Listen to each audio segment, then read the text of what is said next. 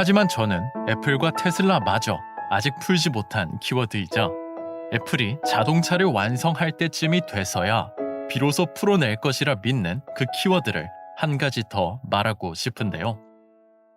놀랍게도 바로 이 아이오닉이 그 키워드를 풀어낼 가능성을 가졌었기 때문입니다. 아직 아무것도 알 수 없는 애플카와 아이오닉을 비교하기엔 어려운 점이 많겠지만 도시를 다루는 입장에서 상당히 의미 있는 이론인데요. 바로 장소와 비장소입니다. 거주하는 장소에 인용된 마크 오제의 장소와 비장소에 제 의견을 담아 설명해 보자면 우선 비장소란 지하철 열차와 역, 그리고 프랜차이즈 카페나 상점 혹은 구내 식당처럼 어딜 가도 다르지 않은 모습을 가진 공간이자 그 공간에 머무는 것이 목적이 아닌 다른 목적을 위해 잠시 통과하는 곳들을 얘기합니다. 당연히 존재 중심의 사람들은 이런 곳에 자신의 존재를 연결시키지 않으니 비장소들은 그저 시선을 사로잡아 이용객을 유혹하고 필요한 기능을 효율적으로 제공해주면 될 뿐 그곳만의 삶의 모습은 애초에 담을 필요가 없다는 것인데요. 하지만 장소는 그 무게가 전혀 다릅니다. 그곳만이 가진 고유의 경관과 그 속에 머무는 것이 곧 목적이 되는 장소는 다시 그곳만이 줄 수 있는 경험과 정체성으로 존재 중심에 닿아 있고 나아가 이 장소가 일상과 통합되어 삶의 모습을 만들어 줄 수 있다면 앞서 말한 바로 그 꽃을 피워낼 수 있기 때문인데요. 존재 중심의 삶의 모습이 중요해진 지금의 도시에서 과연 장소와 비장소 중 어느 쪽이 더 중요해질지는 너무나 명백해 보이지만 한 가지 흥미로운 것은 만약 이 장소와 비장소란 개념을 물리적인 공간이 아닌 유무형의 브랜드와 그들이 주는 경험에 대입해 본다면 어떨까요? 지금까지 우리 도시의 공간들과 브랜드들 그리고 그들이 만들어냈던 경험들은 대부분 그 크기를 가리지 않고 오직 그 기능이 필요할 때만 잠시 통과하는 것이란 점에서 분명 비장소의 성격을 가진다는 것과 그러면서도 마치 세상 어디에도 없는 장소인 것처럼 주장해 왔다는 것을 알 수 있는데요. 반면 공간이란 실체 없이 작은 기기들과 소프트웨어로만 이루어진 애플의 생태계는 조금 다른 모습을 보여주고 있습니다. 그곳만이 줄 수 있는 정체성과 경험을 가지고 있음은 물론 단순히 기능을 쓰는 것만이 목적이 아닌 우리의 업무와 여가에 통합된 그 삶의 모습 속에 머무는 것이 목적이 된다는 점에서 오히려 물리적 공간이 없어도 장소의 성격을 더 많이 가지고 있기 때문이죠. 이렇듯 우리의 기업과 도시가 세계 정상 수준의 기술과 스타일링 능력을 가지고도 왜 삶의 모습이란 꽃을 피워내지 못했는지는 애초에 그들이 만들어왔던 것이 장소가 아닌 비장소였다는 점에서 비로소 알 수 있을 것 같습니다. 그렇다면 다시 본론으로 돌아와 이 장소와 비장소의 개념을 자동차란 움직이는 공간에 적용해본다면 어떨까요? 당장 여러 흥미로운 점을 찾을 수 있지만 이 속에선 애플카에 대한 힌트들도 발견할 수 있는데요. 우선 내연기관 자동차의 공간을 먼저 살펴보자면 본래 자동차란 이동이란 목적을 이루기 위해 잠시 통과하는 공간이었고 동시에 그 통과란 찰나의 순간을 스포티하게 풀어낼 것인지 혹은 안정적으로 풀어낼 것인지와 같은 방향들이 상품의 특성이 되어줬다는 점에서 분명 머물기 위한 곳이 아닌 비장소였다는 것을 알 수 있습니다.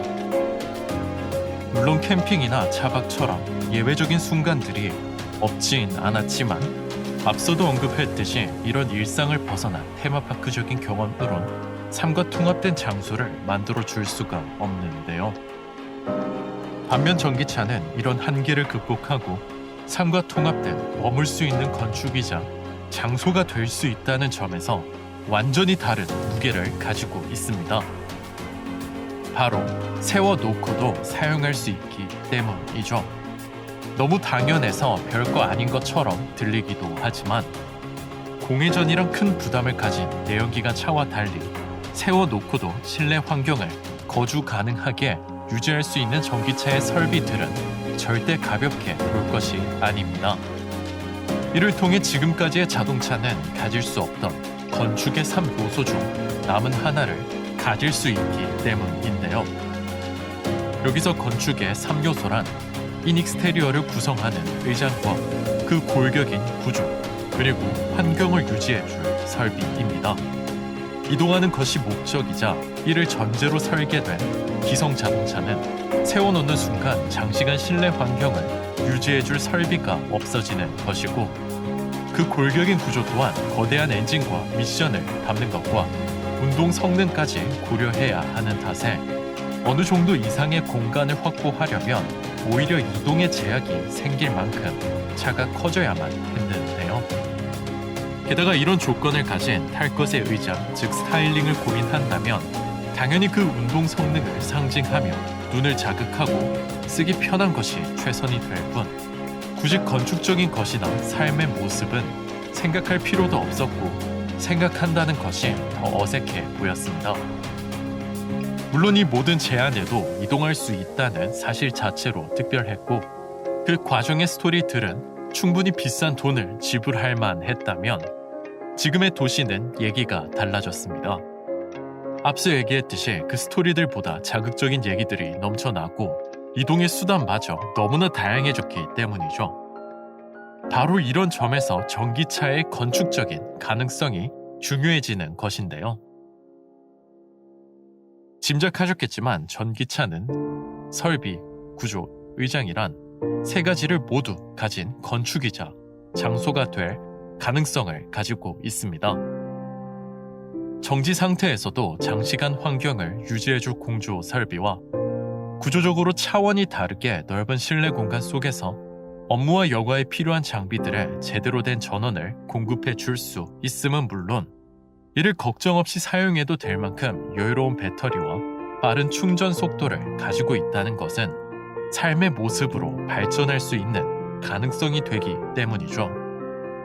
이를 장소를 만드는 조경과 건축의 관점에서 본다면 경치 좋은 곳에 가서 차를 세우면 그곳이 바로 카페이자 파빌리온이 되는 것인데, 여기서 중요한 것은 이 경치 좋은 곳이란 표현이 시골이나 교외 지역이 아닌 도심 속 장소들을 의미한다는 것입니다.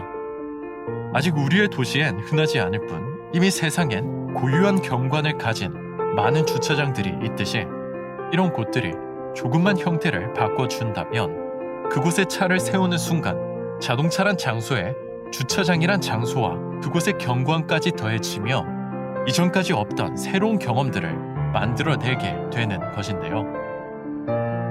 이 경험 속에 머무르며 배달 플랫폼을 활용해 디저트를 주문한다면 이동할 수 있는 곳마다 다른 풍경과 자동차의 실내가 함께 만들어내는 무수한 경험으로 웬만한 카페 이상의 머물고 싶은 장소를 만들어낼 수 있음은 물론, 재택근무를 하는 날이면 집 근처 이런 주차장에 차를 세우고 경치를 보며 일을 하다 중간중간 산책을 즐기고 싶은 욕심까지 나게 되는데요. 물론 전기차와 자율주행의 컨셉들이 이미 실내에서 다양한 활동이 일어날 수 있다는 것을 보여줬고, 그저 이 차들을 세워놓고 사용하면 되지 않을까라는 생각도 들지만, 이는 어디까지나 통과의 과정이란 찰나의 순간을 다르게 풀어낸 것일 뿐, 즉 이동하며 운전하지 않을 때에 자동차가 가진 가능성들을 얘기하고 있을 뿐, 머물기 위해 찾아가는 장소와 스치는 비장소의 차이를 보여주진 못했습니다. 다시 말해 내부에서 여러 활동을 할 수 있는 기능이 있다는 것과 그 기능이 삶과 통합되어 삶의 모습이 된 장소는 본질적으로 다른 접근이란 것인데요. 게다가 이런 장소들이 이동까지 하며 도시의 다른 장소와 함께 새로운 경험들을 만들어낸다는 점에서 그 영향력은 완전히 다른 차원의 것이 될 것 같습니다. 마치 십수년 후 미래에나 가능할 뜬구름처럼 들릴 수도 있지만, 이미 우린 팬데믹을 통해 작게나마 이를 경험했던 것은 물론 아이오닉5의 카탈로그만 봐도 이동 중의 가능성이 아닌 세워놓고 활용하는 이미지가 있듯이, 전기차가 이동을 넘어 머무를 수 있다면 그리고 테마파크식 일시적 경험과 삶의 모습을 구분해낼 수 있다면 충분히 업무와 여가에 파고들어 삶과 통합된 장소가 될 수 있을 것 같아 보입니다. 물론 건축가의 관점에서 운전과 이동에 필요한 자세와 집중과 생산을 위한 자세는 그 접근부터 다르다는 현실적인 문제들도 보이긴 하지만 솔직히 지금의 이런 전기차들을 그대로 활용한다고 해도 소호 사무실 혹은 고시원이라 부르는 비인간적인 현실의 공간들보다 훨씬 현실적일지도 모를 일입니다. 흔히 애플카에 대한 예상은 16년 전 아이폰에 대한 예상도가 아이팟의 기능을 더했던 방향들이었던 것처럼 세련된 스타일링과 높은 기술력 그리고 우수한 만듦새를 기성 자동차에 더하는 연장에 있고 그 탓에 기성 브랜드를 따라잡는 데만 긴 시간이 걸릴 것이란 예측으로 이어지고 있는데요. 하지만 언젠가 실제로 애플카가 등장한다면 물리적 공간 없이도 장소의 성격을 담아내던 그들의 모습과 지금의 도시를 누구보다 깊게 이해하고 있는 그들의 넓은 시야만 봐도 결코 잘 달리고 잘 서는 차 혹은 편의 사양이나 기능이 많은 차처럼 통괄한 찰나의 순간만을 담으려 하진 않을 것 같습니다.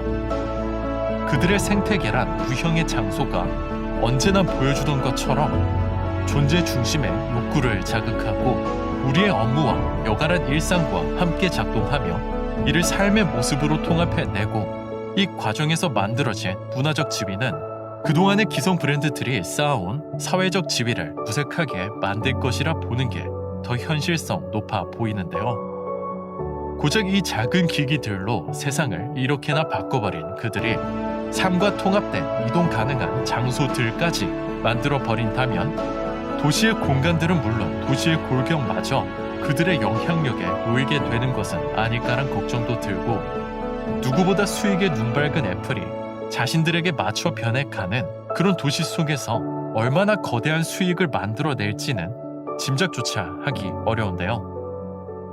아마 포기할 것 같으면서도 계속해 자동차를 만들려는 이유도 이 거대한 수익을 보고 있기 때문일지도 모르는 것이죠.